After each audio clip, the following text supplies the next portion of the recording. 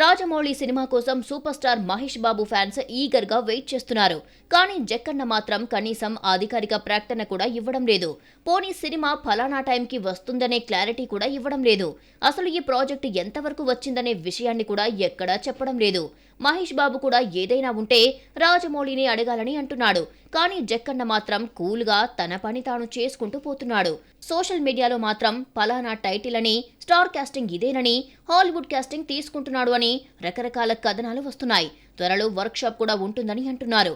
కానీ అసలు వర్క్ ఎంతవరకు వచ్చిందనే క్లారిటీ లేదు. ఈ విషయంలో తాజాగా జక్కన్ననే సాలిడ్ అప్డేట్ ఇచ్చాడు. శ్రీసింహ హీరోగా నటిస్తున్న లేటెస్ట్ ఫిలిం మత్తు వదలరా 2 సెప్టెంబర్ 13న ప్రేక్షకుల ముందుకు రానుంది.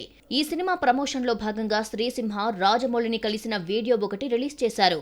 ఈ సందర్భంగా Mahesh Babu cinema pre production work తో రాజమౌళి బిజీగా ఉన్నాడని కార్తికేయ చెప్పుకొచ్చాడు. అలాగే ఇప్పటి వరకు ఈ సినిమా SSMB 29 వర్కింగ్ టైటిల్ నే అనుకున్నారు.